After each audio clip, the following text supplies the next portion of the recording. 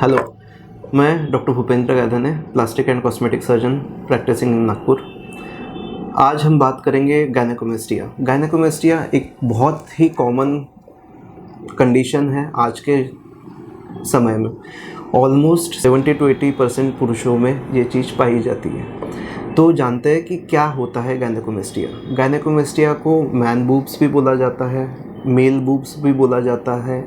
गायनो is a लिंगो आज के डेट में जो सोशल मीडिया पे काफ़ी ट्रेंड हो रहा है। ये बेसिकली होता कुछ नहीं है, ये जो दूध बनाने की ग्लैंड होती है जो फीमेल्स में होती है उसका समहाउ वो पुरुषों में बढ़ जाती है।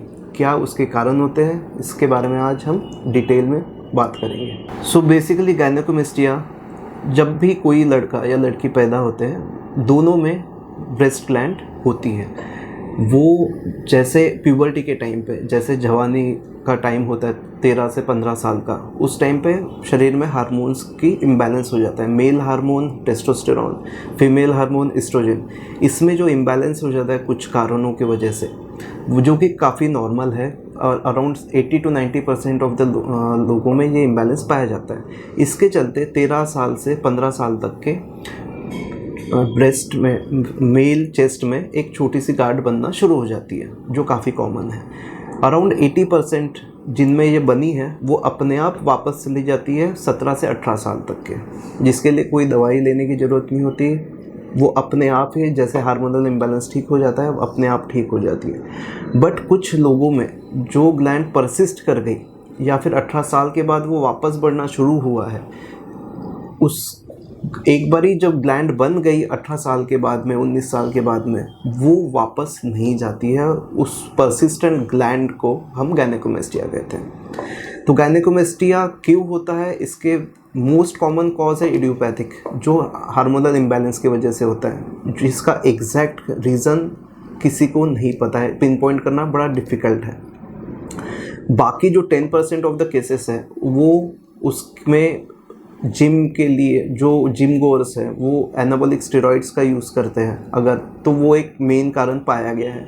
Excessive use of steroids in any medical condition, prolonged, लंबे समय तक अगर स्टेरॉइड्स का यूज़ किया है तो उसके वजह से भी गायनेकोमेस्टिया हो सकता है। काफ़ी दवाइयाँ हैं जो लंबे समय तक के अगर हम बाई चांस किसी चीज़ के लिए हमने ली है तो उससे भी गायनेकोमेस्टिया हो सकता है। कुछ सिंड्रोम्स होते हैं, जेनेटिक सिंड्रोम्स, क्लाइनफेल्टर सिंड्रोम जैसे, उसमें ये काफ़ी चीज़ें पाई जा सकती हैं गायनेकोमेस्टिया। तो सर्जरी से हमें क्यों ये गायनेकोमेस्टिया हुआ है ये रूल आउट करना काफ़ी इम्पोर्टेंट है, जो एक सिंपल फिज़िकल कंसल्टेशन से एक बार अगर विद डिटेल्ड हिस्ट्री टेकिंग से हम रूल आउट कर सकते हैं। सो गायनेकोमेस्टिया हो गया तो इसमें कोई बड़ी भारी भयंकर चीज़ हो गई या फिर हमारी जान को धोखा है या इसमें कैंसर बन जाएगा, ऐसा बिल्कुल नहीं है। ये काफ़ी कॉमन चीज़ है, बहुत लोगों में पाई जाती है। निप्पल के नीचे छोटी सी गांठ फील हो सकती है, उसमें कभी दर्द हो सकता है, या फिर बिल्कुल 90% ऑफ द लोगों में बिल्कुल उसमें दर्द नहीं पाया जाता। उससे क्या दिक्कतें हो सकती है, वो एक बार ग्लैंड आ गई वो समय के साथ बढ़ते हुए जाती है। दूसरा, जब भी हम टाइट टी शर्ट पहने तो उसमें वो निपल्स पोक आउट कर सकते हैं, या फिर टाइट टी शर्ट, टाइट कपड़े पहने तो एक फीमेल ब्रेस्ट का अपीयरेंस आ सकता है, जिससे हमें एक सोशल इवेंट में, गैदरिंग में थोड़ा सा अनकम्फर्टेबल लगता है। जिनमें काफ़ी ज़्यादा ग्रेड बढ़ चुकी होती है वो काफ़ी साइकोलॉजिकली डिप्रेस्ड होते हैं, वो लोगों से खुलते मिलते नहीं हैं। एक आउटडोर सोशल मीटिंग में या फिर जैसे स्विमिंग पूल चले गए, जिम चले गए, वहाँ पे उन्हें बहुत अनकंफर्टेबल फील होता है। अगेन गायनेकोमेस्टिया में ये चीज़ काफ़ी पाई गई है कि जैसे वेट गेन होता है तो उसमें वो जो ग्लैंड है वो कैमोफ्लेज हो जाती है विद एक्स्ट्रा फैट।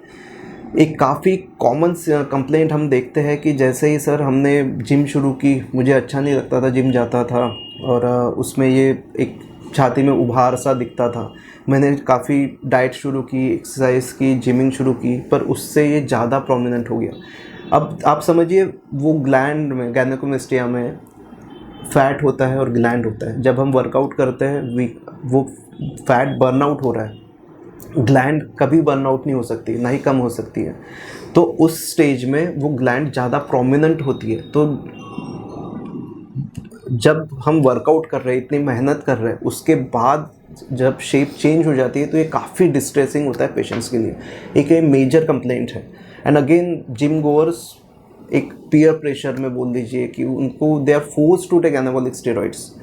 जो आपके जिम ट्रेनर्स है, इसमें बहुत सारी चीज़ें हैं कि जो इन्होंने लिया है, एक पीयर प्रेशर बोल दीजिए कि नहीं आप लो, आपकी शेप जल्दी आ जाएगी। ये काफ़ी दुष्प्रचार सोशल मीडिया पे भी है, ग्राउंड लेवल पे भी है। तो इसके लिए स्टेरॉइड से बचने के लिए काफ़ी अवेयरनेस की काफ़ी ज़रूरत है। स्टेरॉइड्स ले सकते हैं but that has to be in medical supervision. Gynaecomastia की वजह से एक low self esteem, low on confidence, लोगों से बातचीत ना करना, लोगों से मिलते हुए एक कॉन्फिडेंस की कमी, ये एक मेन रीज़न है जिसके लिए हमारे most of the patient surgery कराते हैं। Again if entering into relationship, they feel very awkward with their partners also, due to the large sagging breast mounts and chest की शेप की वजह से। तो ये भी एक मेजर रीज़न होता है कि पेशेंट्स ट्रीटमेंट इसकी सीख करते हैं, वो चाहते कि इसका ट्रीटमेंट हो जाए। एंड ये जो साइकोलॉजिकल ट्रॉमा से वो जा रहा है, उससे वो बाहर निकल पाए और अपनी प्रोफेशनल लाइफ में, फैमिली लाइफ में, पर्सनल लाइफ में वो बेटर फोकस कर पाए। तो ग्रेडिंग एक बहुत इंपॉर्टेंट एस्पेक्ट है गायनेकोमेस्टिया में। ग्रेडिंग के ऊपर डिपेंड करता है कि क्या ट्रीटमेंट ऑप्शंस आपके हमारे लिए सही है, क्या उसका रिकवरी टाइम रहेगा एंड सर्जरी में कितना खर्चा आएगा। तो ग्रेडिंग बहुत डिफरेंट टाइप्स की ग्रेडिंग्स आज के गायनेकोमेस्टिया में काफ़ी तरीके के ग्रेडिंग्स है। मोस्ट कॉमन है Simons grading and Roerich at all grading. Basically इसमें गायनेकोमेस्टिया को ग्रेड 1, 2, 3 एंड 4 में डिवाइड किया जाता है, ब्रॉड वे में अगर आपको समझाया जाए। So Simon's grading, grade 1 small enlargement without skin excess, मतलब थोड़ा छोटा सा निप्पल के नीचे एक गांठ है जिसके वजह से वो एक निप्पल प्रोमिनेंट हो रहे हैं, पोक आउट कर रहे हैं। जब भी हम टाइट टी शर्ट पहनते हैं वो ज़्यादा दिखाई देते हैं, ठंडी या गर्मी में वो उसका साइज़ चेंज होता है। ग्रेड 2A में moderate enlargement without skin excess, एक moderate enlargement without skin excess पाई जाती है ग्रेड 2A में, जबकि ग्रेड 2B में moderate enlargement of the gland and fat with bit of extra skin. वही फ़र्क हमारा ग्रेड 3 में जब चले जाते हैं तो marked enlargement with excess skin, marked enlargement with excess skin mimicking female breastosis। मतलब ग्रेड 3 में फैट भी ज़्यादा है, सिग्निफिकेंटली ग्लैंड भी ज़्यादा है, और साथ में उसने वो ब्रेस्ट एक प्रॉपर ब्रेस्ट की शेप ले चुका है और वो उसने लटकना शुरू कर दिया है, जो वर्स्ट सबसे ज़्यादा सिग्निफिकेंट ग्रेड में पहुंच चुका है। मतलब सो grade 3 and grade 4। Grade 3 moderate ptosis, एक ब्रेस्ट का शेप ले चुका है पर ज़्यादा लटकना शुरू नहीं हुआ है, और ग्रेड 4 जिसमें प्रॉपर एक सैगिंग आ गई है और एक प्रॉपर ब्रेस्ट दिखता है और वो लटकना शुरू हो चुका है, वो ग्रेड 4 सीवियर ग्रेड में आ जाता है। तो क्या किया जाए? गायनेकोमेस्टिया हो गया है, ग्रेडिंग हो गई है, डायग्नोसिस हो चुका है, पता है ग्रेडिंग है, अब इसका प्रोग्नोसिस क्या है, क्या इसको कैसे ठीक किया जा सकता है? तो सबसे पहले हम कोई भी दिमाग में सवाल आएगा कि क्या बिना सर्जरी ठीक नहीं हो सकता? क्या हम कोई दवाई नहीं ले सकते, कोई मालिश के लिए तेल या फिर कोई जो भी हमें इजी वे आउट लगता है कि क्या हम बिना सर्जरी के इससे निकल सकते हैं? अनफॉर्चुनेटली एक बार ये ग्लैंड आ गई है तो इसने सिर्फ समय के साथ बढ़ते जाना है। एक तो वो उसी साइज़ की रह सकती है कुछ टाइम के लिए, पर वो वापस नहीं जा सकती अपने आप। तो सर्जरी के बगैर इसको ट्रीट कर पाना बहुत मुश्किल है। कोई दवाइयाँ अवेलेबल नहीं है, वो जो काफ़ी फीमेल टैमोक्सिफिन नाम की दवाई ट्राई की गई है, पर वो 17 से 18 साल के पहले और काफ़ी कम लोगों में यूज़ की गई है, और इसके रिज़ल्ट्स भी उतने प्रूवन नहीं है कि इससे ये गायनेकोमेस्टिया चला जाता है। उसका रोल आफ्टर 18 ईयर्स तो वैसे भी नहीं है, और जैसे 18-20 साल के बाद में अगर वो ग्लैंड है तो वो समय के साथ बढ़ते ही जानी है। तो सबसे आसान तरीका इसका ये होता है कि जब ये ग्रेड कम हो इसकी, तभी इसका ऑपरेशन कर लिया जाए, तो इसकी रिकवरी बेटर होगी, खर्चा कम आएगा और आप जल्दी अपने रूटीन लाइफ में बिज़ी हो सकते हैं। सो हमारे मोस्ट ऑफ द ऑपरेशंस, जो 80 to 90% ऑफ द ऑपरेशंस हो रहे हैं, वो ग्रेड 2A से 2B में होते हैं। अराउंड 20%, 15 to 20% जो ऑपरेशन होते हैं वो ग्रेड 3 में, काफ़ी वो सिग्निफिकेंट अमाउंट बन जाने के बाद में होती है। तो सर्जरी कैसे होती है इसकी? तो सर्जरी काफ़ी सिंपल है, रिलेटिवली स्कारलेस है, रिलेटिवली पेनलेस है और एक दिन में ही आप सर्जरी करके वापस घर जा सकते हैं। सेम डे आपके ब्लड टेस्ट होने के बाद में आप एडमिट होते हैं, ब्लड टेस्ट होते हैं, उसके बाद में आपको पूरी तरीके से बेहोश किया जाता है। इसमें भी काफ़ी सारे कंट्रोवर्सी है कि लोकल में करना चाहिए, लोकल एनेस्थीसिया में करना चाहिए या फिर जनरल एनेस्थीसिया में ये सर्जरी करनी चाहिए। एक सर्जन कंफर्ट होता है और एक पेशेंट कंफर्ट होता है कि जब आप जनरल एनेस्थीसिया में कर रहे हैं, कॉस्ट ऑब्वियसली बढ़ जाती है, बट वो आप एक तरीके से काम हो सकता है। जितना सब कुछ हार्मोनाइज, चेस्ट हार्मोनाइज करनी है, जितना एक्स्ट्रा फैट है वो निकालना है, वो लोकल एनेस्थीसिया में एक्सेप्ट ग्रेड 1 वो पॉसिबल ही नहीं है। ग्रेड 1 है, पफी निप्पल है, डेफिनेटली हम लोकल एनेस्थीसिया में कर सकते हैं, पर उसके ऊपर ये हमेशा एडवाइजेबल है कि वो आप जनरल एनेस्थीसिया में रहें, शांति से, इत्मीनान से, ढंग से ऑपरेशन हो, दोनों का कंफर्ट फैक्टर रहे। तो इसमें एक बारी आप बेहोश हो जाते हो तो आप जब ऑपरेशन होने के बाद सारी ड्रेसिंग वेसिंग हो जाती है तभी आपको उठाया जाता है। तो और जब ऑपरेशन के दौरान हम उसमें नंबिंग मेडिसिन डालते हैं, तो अगले ऑपरेशन होने के बाद में जब आप उठते हो बेहोशी से बाहर लाया जाता है, उससे 3 से 4 घंटे तक के वैसे भी दर्द नहीं होता है क्योंकि उसमें हमारी नंबिंग मेडिसिन डाली हुई होती है। Same day with oral medicine, एक बारी ऑपरेशन के बाद में आपने खाना पीना खा लिया, आपको उल्टी नहीं हुई, आप अपने आप वॉशरूम तक के चल के गए, एक बारी यूरिन पास कर लिया, सेम डे आप घर जा सकते हो, आपको हॉस्पिटल में रुकने की कोई ज़रूरत नहीं है। फर्स्ट 3 डेज़ एक थोड़ी टाइट ड्रेसिंग करके रखते हैं हम। अगर आप समझिए तो हमने एक कट यहाँ पे लगाते हैं एक्जिला में, जो छुप जाता है, वहाँ से हम लाइपोसक्शन करते हैं और एक निप्पल के नीचे एक छोटा सा कट लगता है 1/3 ऑफ द सर्कम्फरेंस निप्पल का, तो उसमें से हम लाइपोसक्शन भी करते हैं पूरे एरिया का, साइड रोल्स का, और उसमें हम ग्लैंड भी निकाल देते हैं उतने हिस्से। तो प्रैक्टिकली स्कार हमारा निप्पल के नीचे वाले हिस्से पे है, तो रिलेटिवली स्कारलेस है, जो 3 से 6 महीने में स्कार काफ़ी इनपरसेप्टेबल हो जाता है। बगल वाला स्कार वैसे भी वो जब हम हाथ नीचे करते हैं तो वैसे भी छुप जाता है, कोई सिग्निफिकेंट स्कारिंग नहीं छोड़ता है। सर्जरी के बाद में एक टाइट ड्रेसिंग की जाती है ताकि जो जहाँ पे हमने लाइपोसक्शन किया है वहाँ पे कोई सडनली जर्क ना लगे, कोई ब्लीडिंग ना हो, कोई अंदर पानी जमा ना हो या फिर ब्लड जमा ना हो। पहले 48 आवर्स टाइट ड्रेसिंग रहती है और सर्जरी के बाद आप घर जाते हैं, दूसरे दिन आप आराम करते हैं। प्रिफरेबल होता है कि आप उस दिन आराम करें, कोई एक्सर्शन ना करें, आप अपने काम खुद करें, जैसे वॉशरूम जाना है, खाना खाना है, कोई सामान नहीं उठाना आपने 1 हफ्ते तक के। तीसरे दिन आप वापस आते हैं, ड्रेसिंग चेंज की जाती है और मैं प्रेशर गारमेंट पहनाता हूँ, आपको समझाता हूँ कि कितने टाइम पहनना है, कैसे पहनना है और कैसे ड्रेसिंग्स का रख रखाव करना है। टाँके घुलने वाले होते हैं तो निकालने की ऐसा ज़रूरत नहीं होती। तो आफ्टर 3rd डे एक जो हमारा कंसल्टेशन हो जाता है, एज सच आपको वापस आने की ज़रूरत नहीं होती है, बट आपको किसी भी कारण आपको लगता है आना है, दिखाना है, तो your patients are most welcome. अगर आते हैं वापस तो वो हमेशा बेहतर ही होता है। सो सर्जरी, गायनेकोमेस्टिया की surgery simple day care surgery है। 1 दिन 1.5 से 2 घंटे में आपका सारा काम, सारे सर्जरी का काम हो जाता है and same day we can go home. Surgery में अब ये ग्रेड 2B और ग्रेड 3 में भी हम सिर्फ लाइपोसक्शन और ग्लैंड एक्सिजन कर सकते हैं, ये कॉमन पार्ट है। इसमें एड ऑन क्या कर सकते हैं स्पेसिफिकली फॉर ग्रेड 3, जिसमें काफ़ी स्किन एक्स्ट्रा है या हैंगिंग है या प्रॉपर ब्रेस्ट की शेप ले चुका है, उसमें हम अगर साइमल्टेनियसली देयर आर दो ऑप्शन, जो स्किन एक्सेस है उसको कैसे टैकल करते हैं, उसके 2 ऑप्शंस हैं। एक है नॉन सर्जिकल और एक है सर्जिकल।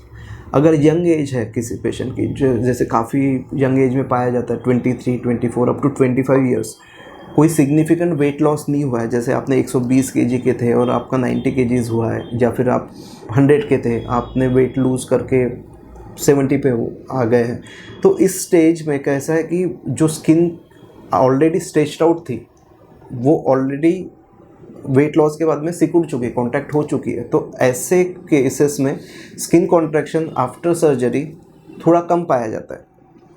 बट कंपेयर्ड कि अगर यंग एज है बिलो 25, कोई मेजर फ्लक्चुएशंस वेट में नहीं हुए हैं, तो सिंपल हमारे लाइपोसक्शन और ग्लैंड एक्सिजन के बाद में जो प्रेशर गारमेंट पहनना होता है, जैसे ग्रेड 2B तक हम 2 से 3 हफ्ता पहनने के लिए बोलते हैं, 2 से 3 हफ्ता मोर देन इनफ है कि स्किन रिट्रैक्ट होने के लिए।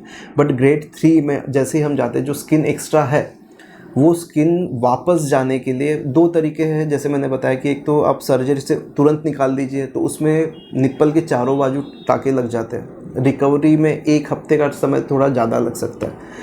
या फिर दूसरा तरीका ये है कि हम वो प्रेशर गारमेंट पहनते रहें, अपने बॉडी को चांस दें कितना वो रिट्रैक्ट हो सकती है, 3 से 4 महीने तक के हम उसको फॉलोअप करें, कितना रिट्रैक्शन हो सकता है। उसके बाद में जैसे हम जिमिंग शुरू करते हैं, मसल मास बढ़ाते हैं, तो उससे भी हम वो चीज़ अचीव कर सकते हैं। Again there is something called vaser in the gynaecomastia. Vaser का स्पेसिफिक रोल है ग्रेड 3 में। जैसे वो स्किन एक्स्ट्रा है, जो स्किन लिफ्ट करनी है हमें या स्किन एक्सरसाइज करनी है, vaser has a very specific role in grade 3। Vaser एक मशीन होती है जिससे अल्ट्रासाउंड एनर्जी यूज़ की जाती है, जिससे फैट लाइज होता है, फैट को ब्रेक डाउन किया जाता है इजीली विथ लेस, मतलब काफ़ी ब्लीडिंग कम होती है उसमें, और significant amount of skin contraction उससे हम अचीव कर सकते हैं। सो व्हेन अगर हम कन्वेंशनल लाइपोसक्शन करते हैं और अगर हमने वेजर यूज़ किया है, तो काफ़ी सिग्निफिकेंट रिजल्ट्स हम अचीव कर सकते हैं विथ वेजर की। स्किन काफ़ी बेटर रिट्रैक्ट होती है, काफ़ी अच्छे कॉन्ट्रैक्ट होती है 2 वीक में ही, कंपेयर टू जो नॉन कन्वेंशनल अपना कन्वेंशनल लाइपोसक्शन हो गया, उसमें थोड़ा टाइम लग जाता है। But again vaser is a costly thing, machine काफ़ी महंगी है, उसकी कॉस्ट इम्प्लीकेशन भी है। बट अगर cost is not an issue, तो पोटेंशियल स्किन लिफ्ट हम वेजर से अवॉइड कर सकते हैं, और बहुत एक एक्स्ट्रा एज जो रिजल्ट्स में आ सकता है वो हम वेजर से अचीव कर सकते हैं। So next, so what are the precautions and after care we are suppose to take care after surgery. Basically जैसे हमने डिस्कस किया है कि हमने स्किन है, स्किन के नीचे फैट और ग्लैंड निकाल दिया, बाकी पीछे हमारी मसल है, चेस्ट मसल्स है, तो उसके बीच में जो खाली जगह हो गई, अगर उसमें पानी ना भरे और ये जो स्किन है वो वापस चिपकी रहे और रिट्रैक्ट हो जाए, इसके लिए हम यूज़ करते हैं प्रेशर गारमेंट। तो प्रेशर गारमेंट क्या है? एक बेसिकली एक टाइट बनियान जैसे होती है, एक सॉफ्ट मटेरियल होता है जो स्किन पे जेंटल होता है, और एक फर्म कॉम्प्रेशन चारों साइड से देता है। तो उसमें वो जो स्किन होती है चेस्ट से चिपकी हुई रहती है, जो खाली जगह है उसमें पानी नहीं भरता, ब्लड नहीं भरता, और जो हीलिंग है वो बेटर तरीके से होती है, फास्टन कर देती है सारी चीज़ों को। तो ये प्रेशर गारमेंट कितने दिनों तक के पहनना है? पहले 1 हफ्ता रिलीजियसली हम बोलते हैं कि 24 घंटे पहनी है, जब हम बस नहाने जा रहे हैं उस टाइम पे वो निकाल के रख सकते हैं। हम इमीडिएटली 3rd डे से 4th day after surgery shower ले सकते हैं। हमें एक निप्पल के ऊपर छोटी सी ड्रेसिंग करनी होती है 14 दिनों तक के, उसके ऊपर प्रेशर गारमेंट पहनना होता है। जितना देर हम प्रेशर गारमेंट पहनेंगे उतने जल्दी वो स्किन रिट्रैक्ट होगी, उतने जल्दी आप नॉर्मलसी में आएंगे। ऑपरेशन के बाद में थोड़ी सी सूजन होती है स्किन में, जो यूजुअली 3 से 4 हफ्ते में धीरे धीरे कम हो जाती है। बेस्ट रिजल्ट्स, फाइनल रिजल्ट्स आपको 3 महीने में दिखाई पड़ते हैं, 3 से 3 महीने में दिखाई पड़ते हैं। 1 हफ्ते तक के आप बेटर है कि कोई ऐसी एक्टिविटी ना करें जिसमें एक आपके चेस्ट मसल को सडनली कोई झटका लग गया, जैसे आप बाइक चला रहे, साइकिल चला रहे, कोई गड्ढा आ गया, एक सडन जर्क आ गया, तो वो एक चीज़ आपने कुछ वेट उठाना है, 1 हफ्ते के लिए आपने वो चीज़ अवॉइड करनी है। जिमिंग, मोस्ट कॉमन क्वेश्चन ये होता है कि उसके बाद में हम जिम कब शुरू कर सकते हैं? सूचर्स 14 दिन में भर जाते हैं। चेस्ट आप इमीडिएटली आपका कार्डियो, ब्रिस्क वॉक, रनिंग आप शुरू कर सकते हैं आफ्टर 2 वीक्स। बट जो हेवी एक्सरसाइजेस है, वेट लिफ्टिंग है, बेंच प्रेसेस है, तो उसके लिए आइडियली 3 से 4 हफ्ता वेट करना सही रहता है, ताकि एक बार ये टाँके आपके सही से भर जाए। प्रॉब्लम ज़्यादा नहीं आती है, बट वही अगर हम वेट कर लें, हीलिंग एक बार ही सही हो जाए तो देन वी आर सॉर्ट, मतलब उस एक बार हीलिंग सही से हो जाए तो उसके बाद में पूरी ज़िंदगी पड़ी है हमारे पास वर्कआउट्स वगैरह करने के लिए। सो रिज़ल्ट्स कब हम एंटिसिपेट कर सकते हैं? एक का रिज़ल्ट्स मोटे मोटे आपके ऑन टेबल ही आ जाते हैं इमीडिएटली ऑपरेशन के बाद में। जितना फ़ैट निकलता है, जितनी ग्लैंड निकालते हैं, वो तो आपको वो immediately on table he results काफ़ी शेप में तो आप आ ही जाते हैं। जो स्किन में एक्स्ट्रा दवाई है, पानी है, जो सूजन है, उसको जाने के लिए थोड़ा सा समय लगता है, जिसके लिए प्रेशर गारमेंट है। और जो प्रेशर मसाजेस होती है, लिम्फेटिक मसाजेस होती है, जो मैं आपको बताता हूँ, जैसे जब प्रेशर गारमेंट पहनाता हूँ, उससे वो प्रोसेस हम स्पीड अप कर सकते हैं। Final results 3 months. जो स्कार जो है निप्पल के नीचे, वो पूरी तरीके से फेड होने के लिए, काफ़ी हद तक के इनकॉन्स्पिक्यूअस होने के लिए, या फिर वो पता ना चले, इसके लिए हमें एटलीस्ट 6 to 9 मंथ्स वेट करना चाहिए। Again results depends on the grade. हमें जो है ग्रेड 2A में 14 days to 3 weeks में काफ़ी अच्छे रिजल्ट्स आ जाते हैं, बिकॉज उसमें स्किन एक्स्ट्रा है ही नहीं। जो ग्लैंड है वो निकाल दी हमने, एक चेस्ट हार्मोनाइज कर दी लाइपोसक्शन करने के बाद में, तो 2 से 3 हफ्ते काफ़ी हो जाते हैं। ग्रेड 2B जिसमें थोड़ी सी स्किन एक्स्ट्रा है, 4 to 6 weeks are more than enough. जितना ज़्यादा देर पहनेंगे प्रेशर में उतना बेहतर है। पहले वीक में रिलीजियसली 24 आवर्स पहनना है। 2 हफ्ते के बाद में हम रात को सोते टाइम ना पहने तो भी चलता है। जब डे टाइम में है, बाहर जा रहे हैं, जिमिंग कर रहे हैं, साइकिलिंग कर रहे हैं, रनिंग कर रहे हैं, उस टाइम पे प्रेफरेबल है डे टाइम में हम प्रेशर गारमेंट पहने रहें। ग्रेड 3 एंड ग्रेड 4 में रिकवरी के लिए हमें जो अगर हम स्किन एक्सेस है उसको अगर हम सेम वे सर्जरी से टैकल करना चाहते हैं, अगर हम स्किन एक्स्ट्रा है लिफ्ट करना चाहते हैं स्किन की, या फिर एक्स्ट्रा स्किन है उसको निकालना चाहते हैं, तो उसके लिए कम से कम 3 हफ्ते हीलिंग पीरियड ज़रूरी होता है, कि ताकि सारे टाँके बराबर से भर जाए। यदि हम एक्स्ट्रा स्किन नहीं निकाल रहे, थोड़ी सी लूजनेस इन द स्किन लग सकती है, जो प्रेशर गारमेंट से धीरे धीरे कम होती है। इसमें एक तो हम वेज़र का यूज़ करके वो स्किन कॉन्ट्रैक्शन स्पीड अप कर सकते हैं, या फिर इवन ऑपरेशन के बाद में हमारे पास बॉडी टाइट जैसे काफ़ी